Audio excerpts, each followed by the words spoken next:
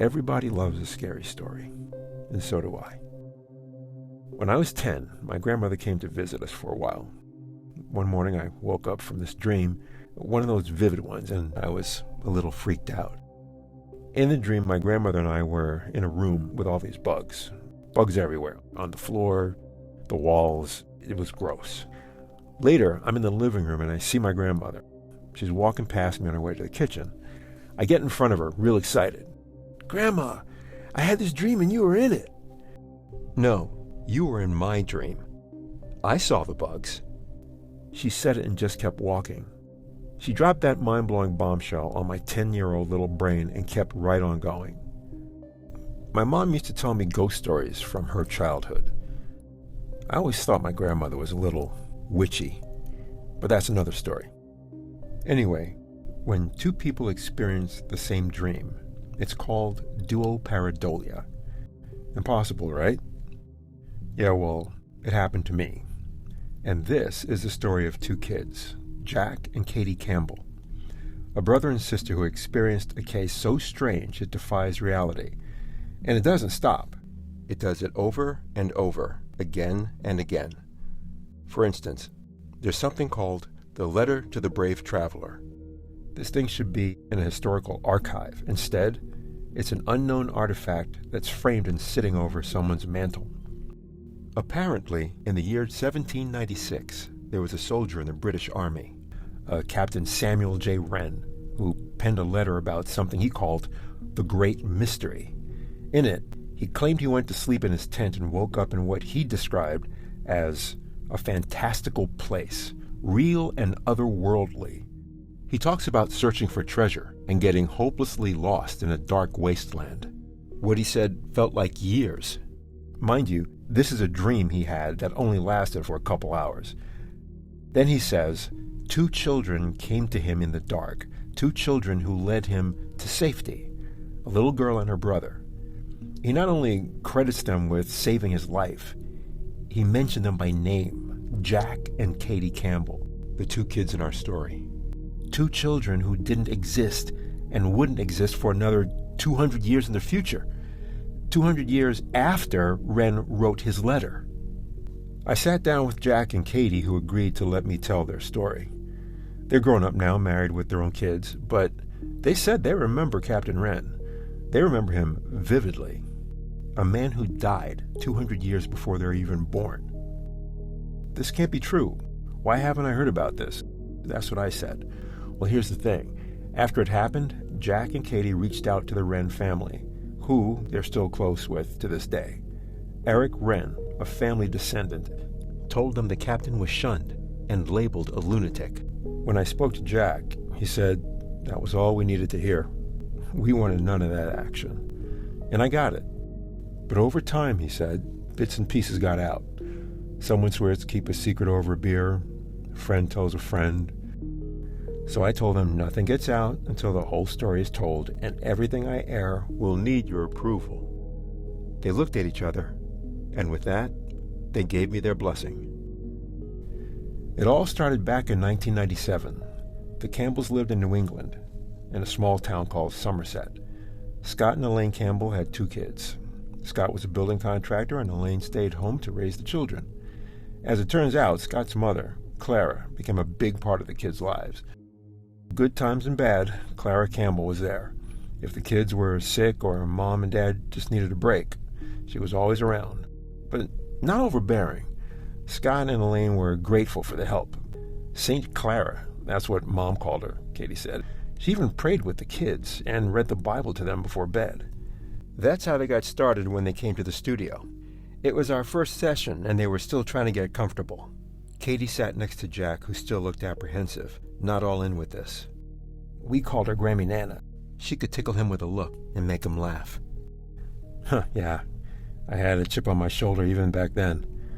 She used to say I was a little man with big plans. I saw him warm up with that memory. When he said that, Katie lit up. I could see it in both their faces. The love for this woman, the fond memories. Back then, everything was so nice, Katie said. In those days, there was like a peace that surrounded us. As a kid, I swear you could feel it. Suddenly they were both smiling. I thought, okay, here we go. And then it was like a light went out in both of them, and they weren't smiling anymore. Jack turned away, and suddenly Katie was serious, more than serious. This was her game face. It was looking right at me, and that's when she said it. Everything changed when Grammy died.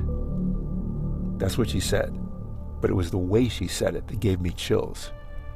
Everything changed when Grammy died. It was a declaration, and she wanted it to sink in. That's when I knew whatever this was, it wasn't normal. And staring back at her, I think I understood what she meant. Clara Campbell was a woman of faith. Katie said she prayed for them, and there was a power that she could feel. But looking at her now, serious and a little angry, the message was clear. Whatever power Clara Campbell had called upon was gone. In short, when that woman died, the power left suddenly, and Katie could feel it. Now, while that might sound overly dramatic, and you might say, it's the loss of a loved one, you feel their absence, it's normal. The look on Katie's face said there was something else. The thought was, when that good power left, it had been replaced by something evil, and Katie could feel that as well.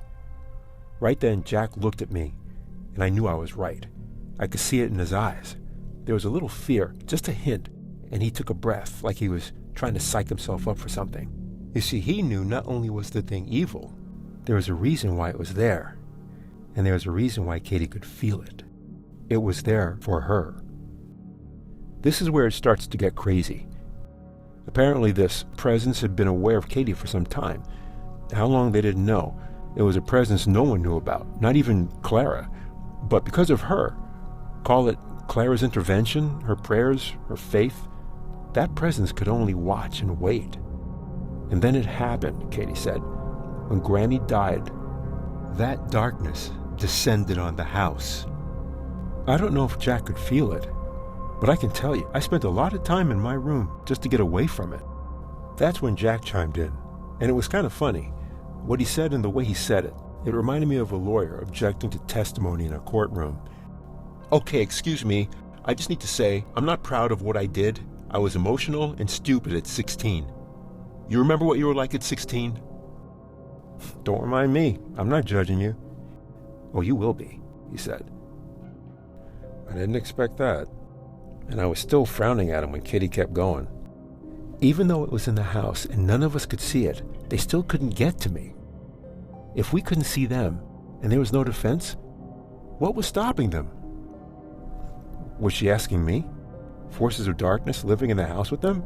I had no clue. There were rules, even for them, she said. They needed more than access. They needed permission from the inhabitants of the home. An invitation. Jack had his head down and refused to look at either of us. Everyone processes grief differently, he said. As Katie put it, his heart was hardened. You see, Katie was 12 when their grandmother died, and because of everything she had been taught, Katie was a believer. She believed in the Bible, God, angels, all of it. But at 16, being older, Jack took Clara's death harder. With all of Grammy's talk about the supernatural, he decided he was going to find something to replace her and her stories. At least, that's how it seemed to Katie. And that's when Jack snapped out of it. Okay, I'll tell my part, you tell yours, he said. Katie put her hands up. Fine with me. He kind of settled himself and took a breath. I decided to totally flip the script.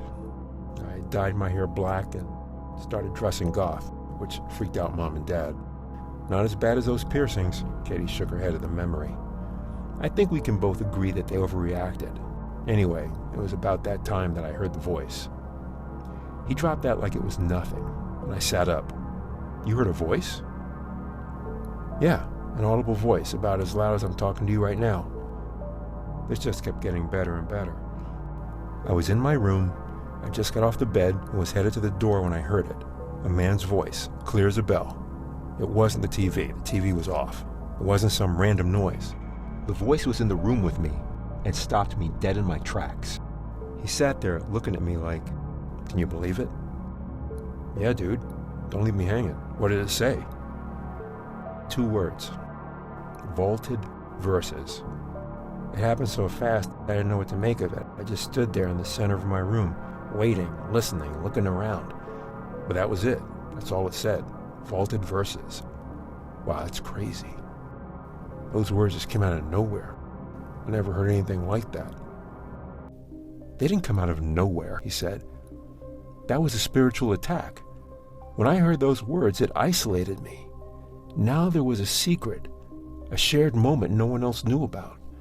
Remember, we were surrounded by an unseen force that was looking and waiting for any opening at all. And they found that opening in me, an emotional kid filled with anger and disappointment. And they gave me something strange and unexplainable. They gave me a mystery to solve. Vaulted Verses. What did it mean? It was a mystery that would lead to obsession. That's when my interest turned to the occult. I'm not going to lie. Suddenly, I felt a little uncomfortable. I wasn't sure I wanted to hear the rest of the story. The funny thing is, when I looked at Katie, it's like she was saying, "You started this. Deal with it." I mean, in my curiosity, I thought this was going to be fun. But now I was starting to feel doubtful. They certainly weren't having fun, and I wasn't trying to put these people through any kind of trauma. But Katie's game face was back. She looked at me and said, "This is where the real story begins. This is where they came after me." But why? Why you? What did they want? She looked at me like that was the wrong question. "Don't do it," Jack said. "He's not ready." I looked at them both like, what does that mean? If I told you, you'd never believe me. I didn't like that answer. "Tell him about the spell," Katie said. Jack shook his head like that was a mistake. "You're jumping ahead. There's all the other stuff that came first. The chest, the message, the thing in the closet, remember?" "Oh, that's right. I tried so hard for so long to forget." "Relax. This is the part that happened to me. You'll have your chance to tell your side. Anyway, you were probably hiding in your room when it all went down." "I wasn't hiding," Katie said, and looked at me like I was the one who said it. "It may have seemed that way to my brother here, but let me remind you," and she said it with a little attitude. "While he had unwittingly given his permission to them, I had done no such thing. I've always believed that was the reason the darkness had no access to me, or my room." Jack looked at her funny. "So what are you saying? You're telling me you, had a guardian angel living in your room?" The question came with a smirk, and Katie countered. "Considering everything we've been through, do you honestly think that's not a real possibility?" She squared her shoulders and hit him with this. "After you opened yourself up to them, how many times do you actually remember entering my room?" He whispered it more to himself than for me or his sister to hear. "I always stood in the hallway, right outside your door." My room was a sanctuary against evil, not a hideout. Big difference.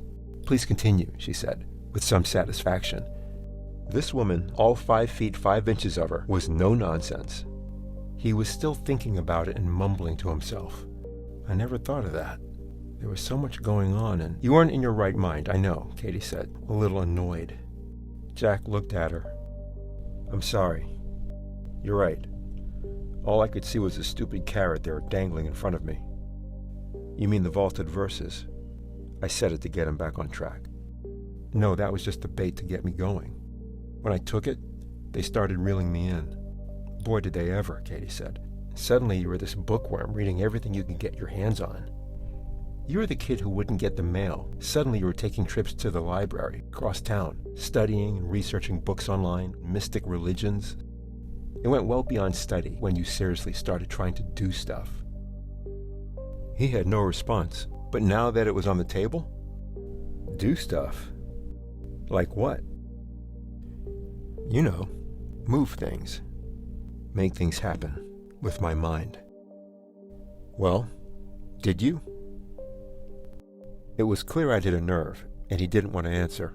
"Hey, that's not important." "No, it is important. All of it.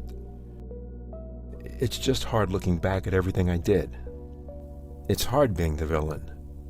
When he said villain, Katie only glanced over at him and offered nothing. No, it's okay, no sympathy, nothing, which I thought was a little cold. They were using me to get to her. It just never occurred to me they were a lot smarter than I was, he said, trying to find some humor in the situation, which was telling. It said he'd found a way to maybe get through this. He would lean into the role a little, save the apologies, since the story was only going to get darker. Edgy. I liked it. To answer your question, did I make things move? I tried. I saw a ball roll across the floor without even touching it. I saw an old dusty candle light all by itself. Books moved. Small stuff, little things like that. But it was all them. I had no power. They were just keeping me entertained until I became useful to them. But on the other side, I know I had powers there. Katie froze, and I looked at him funny, because I could see he was dead serious about that last part, and a little too excited. Now you're jumping ahead, Katie said. I'm sorry, the other side? I was looking at either of them for help. Jack frowned like I needed to try and keep up. The dream? You know, the place we went to? Tell him about the closet, Katie said, like that would help.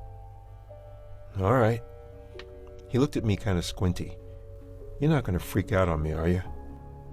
At first I thought he was joking, but by the look on his face he was serious. How bad could it be, right? I said, tell me about the closet. Okay, so now the house was haunted. Mom and Dad could feel it. They're on edge and I'm looking all goth and reading the Egyptian Book of the Dead when Dad comes storming into my room. He was fed up with me and my crazy obsession, and he was there to shut it down. What he didn't know was that he was standing in the middle of Haunted Central, and the dark forces that had taken over.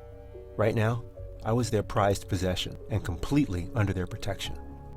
When he came in, instead of yelling at me, he stood there looking around, sneering and breathing heavy, then kind of waved his hand around, pointed at everything and said, "The room's a mess. Clean out your closet." And then he left. They not only stopped him from saying what he wanted to say, they put the thought in his head to point me to the closet. And as soon as he left, I dove right in. No hesitation. There's a reason why my room was a mess. I hated cleaning. So they manipulated you the same as your father. That's right. And think about this. With everything that had happened, objects moving around, did I tell you about the weird whispering in the walls? It wasn't human. Yeah, it was crazy. You would think I was terrified. No, I was excited. Whoa. Yeah, that's creepy. You have no idea, Katie whispered. Between the three of us, you could feel the tension rising in the room, but Jack kept it matter of fact. The closet in my room was a good size, 4 feet wide, 10 feet deep. I was pulling clothes out and moving stuff for about an hour before I reached the back wall. When I did, I found myself on my hands and knees staring at this thing in the shadows. It was a little metal chest shoved in the back corner, 5 by 8 inches, silver, with this swirly pattern etched into it. My first thought was, how did this magic box get in the back of my closet, and how long has it been here? When I tell you this thing looked magical, it just did. It had this presence about it. And remember, I've been researching magical stuff for months, mostly boring information. Suddenly, I'm a kid holding this box in my hands, and I'm amazed. I brought it into the light. The box was solid silver. It looked old and had some weight to it. I remember noticing there was no dust on it. I sat it on my desk and opened the lid slowly. Inside was a red velvet lining and this old yellowed paper. I just couldn't believe what I was seeing, and I was drawn to it. I reached in, unfolded the paper, and there were clearly instructions written at the top of the page that told you what to do, and at the bottom were these 2 words, handwritten in a reddish-brown ink that I told myself didn't look like dried blood. A message written in blood. Don't tell me. Vaulted verses. No. Oh, come on, dude. It wasn't English. I didn't recognize the words, but I'll never forget them. And I did exactly what it said. My heart was racing. I folded the paper, put it in the box, closed it, then set it back in the closet. Then I closed the door and said the 2 words, Sumelkim Otkaf. And that's when I got scared. Right after I said it, I heard a noise. Scratching. Just loud enough to tell you there was something there, something alive on the other side of the door. I took a step back, and then I heard the sound of wings flapping, and I listened till it faded into the distance. Inside your closet. Yeah, that's right. I wanted to run downstairs screaming and tell everyone what just happened. But I didn't. I didn't tell a soul, because I was more curious than afraid. He continued with this look in his eyes. The note said to keep the door shut till dawn. At sunrise, I opened it, totally expecting something to fly out. But there it was, the metal chest on the floor right where I left it. I opened it up, unfolded the paper inside, and stood there staring at a new message, handwritten on the old yellowed parchment. It said, "How are you today?" I couldn't believe it. I found a pencil and could barely hold my hand steady enough to write. I wrote the word F-I-N-E, fine. Put the note back in the box, shut the door, said the words again, and heard those wings flapping away into the distance. Suddenly, I didn't care about the thing in the closet anymore. I wanted to know who it was I was talking to. What did you think was happening? He gave me that look again. What did I think was happening? Well, for one thing, I was having fun playing magic telephone with this God knows what that was sending me messages. For the next 2 weeks, it wrote to me and I wrote back. And each time, the winged thing would come and go. I suppose, delivering the messages. And believe me, in that space of time, I was seriously trying to find stuff out. Because if there was one thing I was sure of, who or whatever this was, it had the answers I was looking for. I even asked, what are the vaulted verses? But it was clever, evasive. Notes came back like, answers will arrive. Another one said, in due time, when all is ready. When all is ready. So it was intentionally keeping you in the dark. This was mysterious, exciting. I loved the dark. I woke up looking forward to every response. Katie was nodding like it was all true. He did like the dark, literally. His room looked like a cave. I never went in there unless I had to. So then what happened? It started getting very insistent that I needed something called a traveling spell. Okay, actually, earlier I had asked for a transformation spell, so I could turn stuff, into gold. Okay, there, I said it. I figured it was worth a try. Anyway, I remember being upset at the response this one time and thinking, whatever. I put the note back in the box, shut the door, then I said the words and I opened the door just to see what would happen. The second it opened, the whole room got cold. I mean, ice cold. Like I could have seen my breath if I wasn't holding it. When the door swung open completely, I could see inside the closet. I could see everything, but it looked strange. I could see another place, like a dark landscape, the ghost image on top of everything. I was blinking at it, trying to get my eyes to adjust, when I looked down, and I saw it. Floating near the floor, just above the silver chest, was this tiny creature. It looked like a little man, 8 or 9 inches tall, shiny as metal but black like coal. It had this bony face with big eyes like a cat and long claws. It was trying to shield itself from the light with one of its wings. I could see its red eyes in the shadows. It had the note in its hands and this cat-like growl, and it hissed like a snake. I could see its pointy teeth. When I tell you this thing was fast, it whipped its tail and dove through the back of the closet with wings flapping until it disappeared in the fog beyond the walls.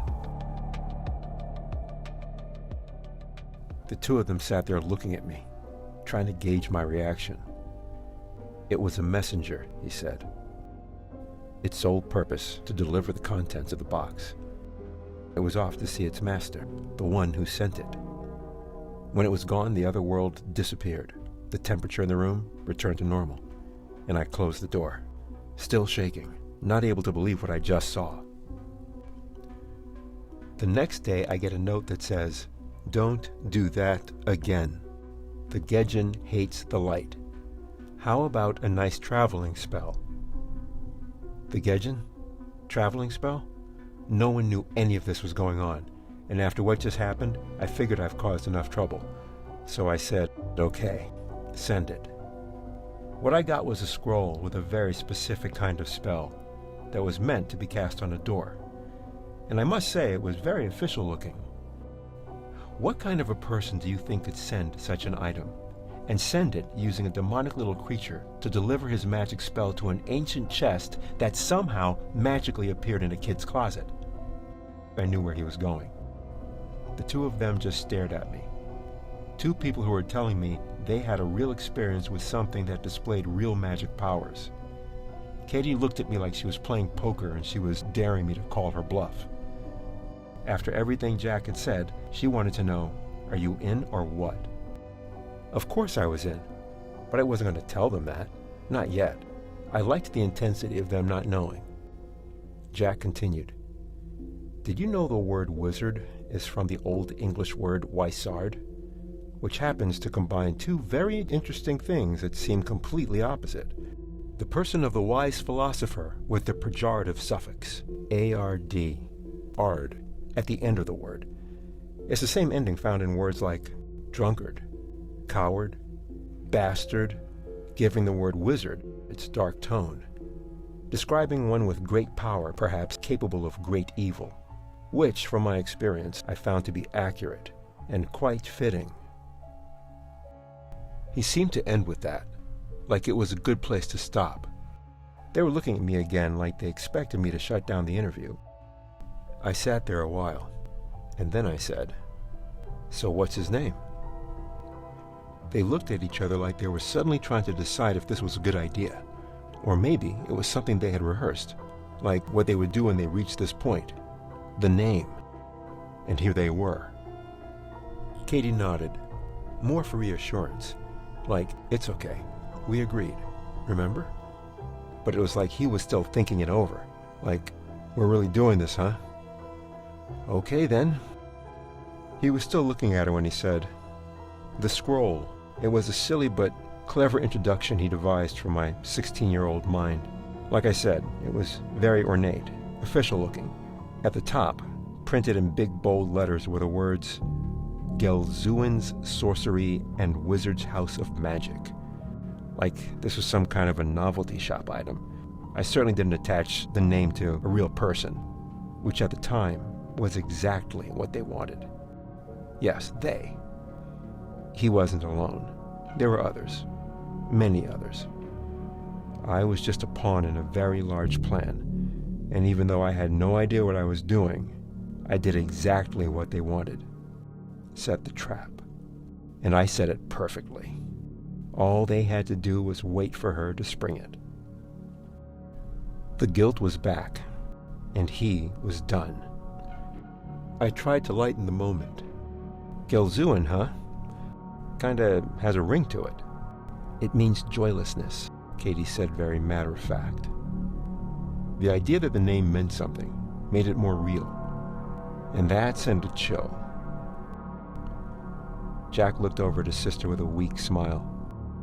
Now it was her turn to tell her side. She looked at me more serious than ever.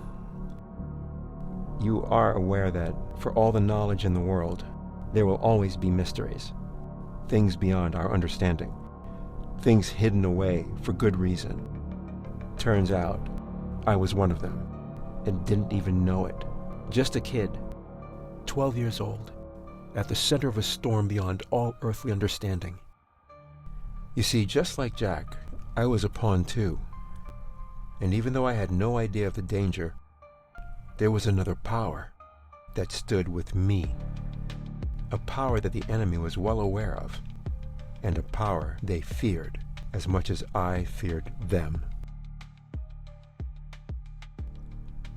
Thank you for listening, and watch for episode 2 of Hidden Mysteries: The Dream.